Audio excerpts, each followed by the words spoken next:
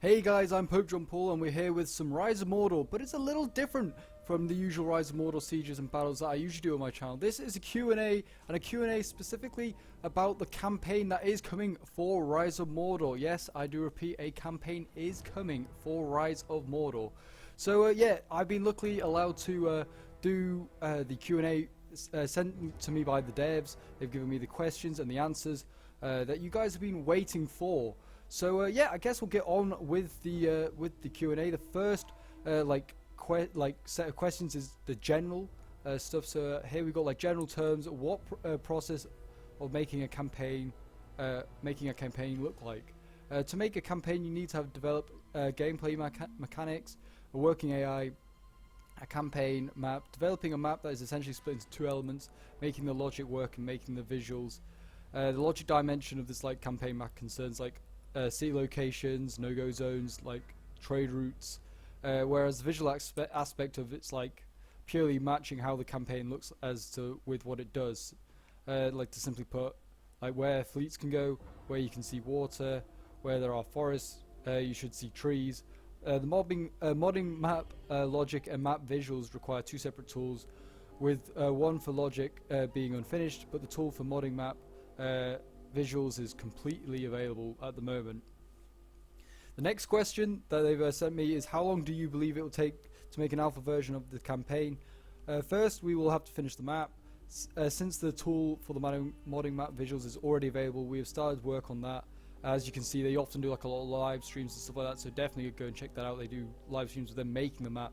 The tool for modding map logic, however, is unlikely to come any sooner than late 2021, unfortunately. From there, we'll be able to then make the map plus all our gameplay, a working AI scripts, and then do loads of testing. So it'll be a couple of years for sure till like any sort of campaign will be up and running. Then we obviously come on to like the map itself. How much of the campaign map has been completed? At the moment, about 30% of the map, or the visual aspect of the map, has been completed. 0% of the logic aspect of the map, since we still don't have that tool, as already mentioned.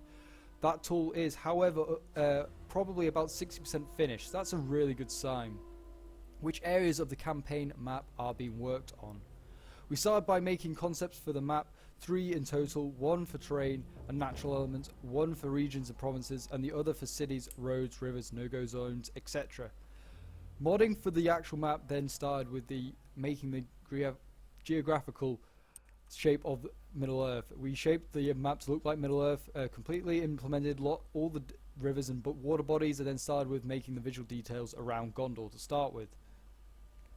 What's the order you guys are doing for the campaign map? We'll be going around and finishing the rivers and water, and then polish our coastlines, as well as slowly going around the map finishing terrain.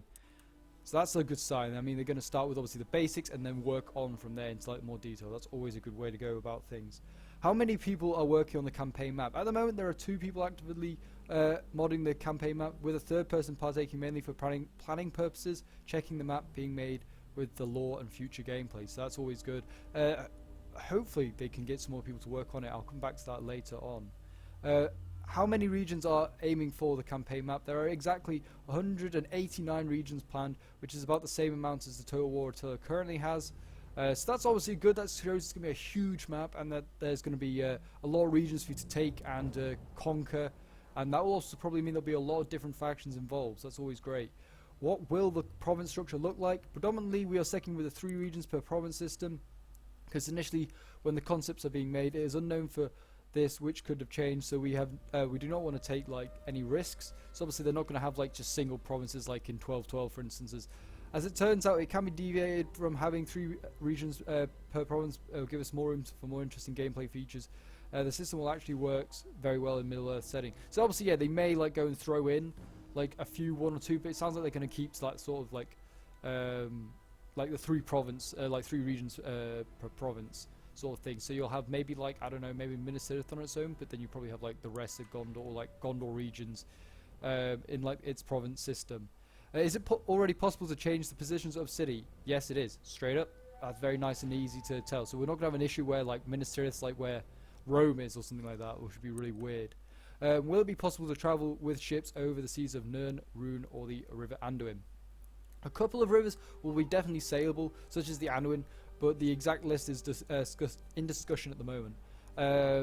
we feel like we can improve the base game system of embarking, disembarking, fleet sailing up the rivers, and we definitely want to create some interesting gameplay here for things like Corsair fleets. That'll be really good. That kind of hints that the Corsairs of Umbar will be sort of being thrown in, which will be really good to see. Are there any known limitations or problems with making a campaign map, such as a map size or region count or topology? I'm pretty sure that's how you say that. It is recommended to stay below the base game's map total resolution, so that when we have that's what they've done so far.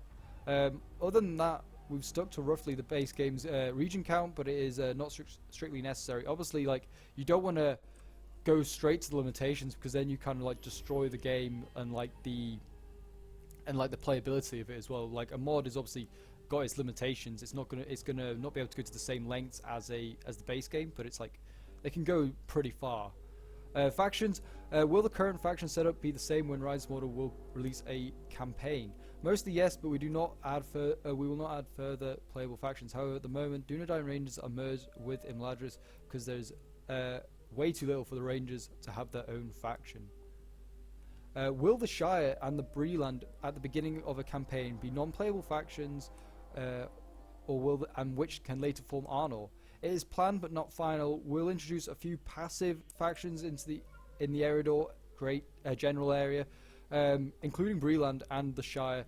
Passive factions would be able to engage in diplomacy, develop cities, but not muster any armies other than garrisons. If possible, we will try and give Dunedain factions the possibility to confederate with these passive factions as part of a reforging of Arnor sort of like script, which would be really cool. I would love to reform Arnor in like a campaign. That'd be really fun. Kind of moving on from that, will Arnor be a kingdom from day one in the campaign, or will it be like in Third Age Total War, where you'll be able to begin as the free peoples of Eridor before like reforming the kingdom? And it'll be neither, actually, is the answer. It's planned that at the start of the game, the Dunedain faction representing the Rangers will be like a horde faction, and like obviously like Attila has that horde mechanic.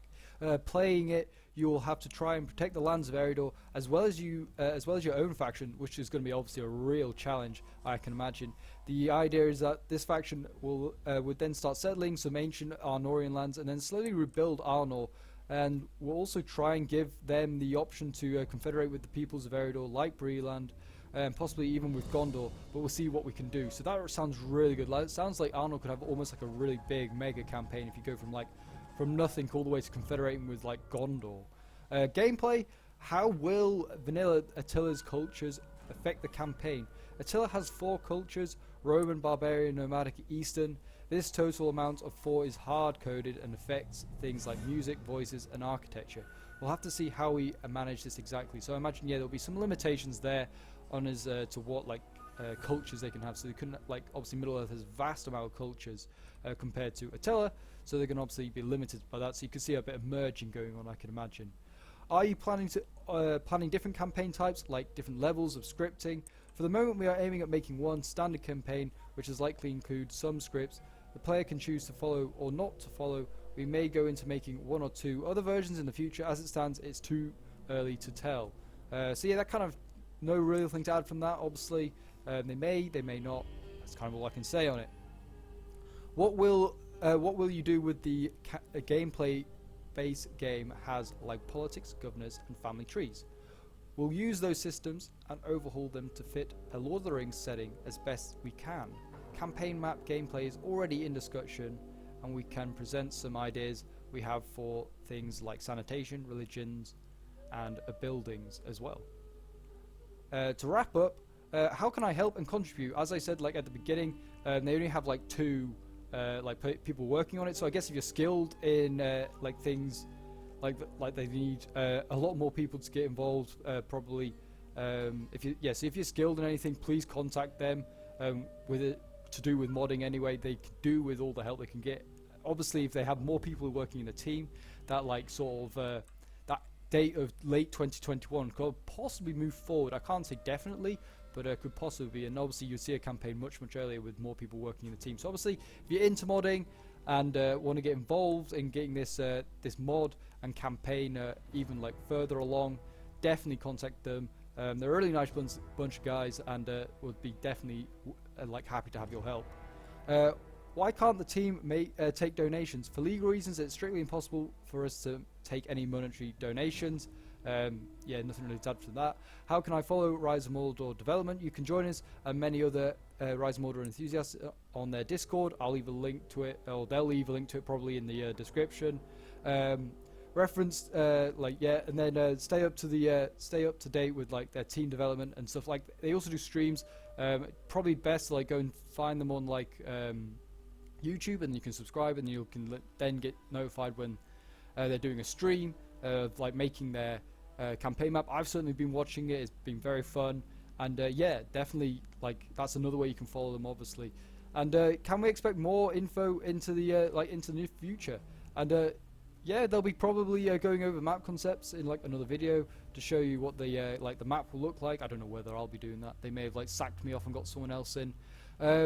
But yeah, they'll also be going over some gameplay ideas they've already been developing as well. So, I mean, that sounds amazing from what I've read off here. I know that I've done that pretty quickly and quite briefly, but I feel like if I like go into detail, I'll end up boring you. But it sounds really, really promising. So, I mean, yeah, I would definitely keep your eyes out for like the Rise of Mordor campaign on development. If you can help them anyway with modding, I'm sure they'll appreciate it. Definitely get in contact. And yeah, I can't wait to do some gameplay on it at some point on my channel. So yeah, if you guys have enjoyed this, definitely go and like join their Discord if you haven't already, and get involved with the Rise of Mordor community in some way possible. Always appreciated like their support. Like they love it having you guys there, and checking out their mod and like helping in any ways possible. But yeah, that's where I'm gonna wrap up this video. I hope I've done a decent job for them. If I haven't, then they can sack me off and get someone else in, I guess. But yeah, anyway guys, I hope you've enjoyed this, and I'll see you in the next one. Bye for now.